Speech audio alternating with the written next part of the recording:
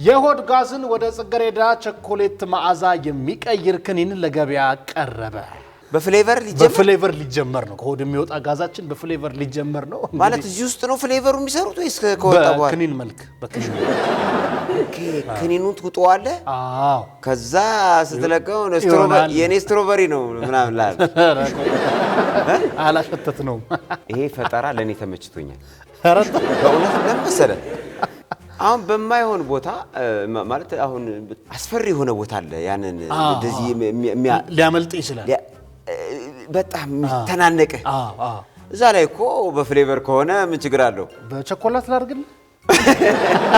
እኔ ግን የሚያሰጋኝ ምን መሰለህ አዝሜ፣ የዲዶራንት ካምፓኒዎች ገበያቸው በጣም እንዳይመታ ፈራለሁ። ምክንያቱም ሰው የራሱን ጋዝ ተቀብቶ ሊወጣ ይችላል ከዚህ በኋላ ልብስህን አውጥተህ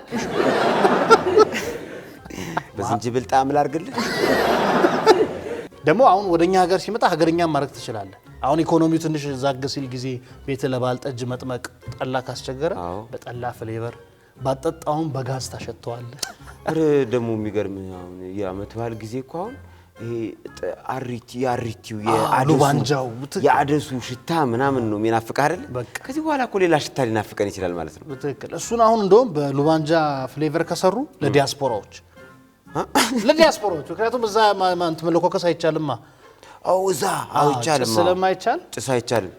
ለዲያስፖራዎች የባሉን የቂጤማውን ሽታ በክኒን አድርገን በጋዝ በዚህ አጋጣሚ እንግዲህ በቅርቡ ፋሲካ በዓል አለ እና የዛን ቀን በደንብ አቀርባለሁ እያለ ነው አዝሜ።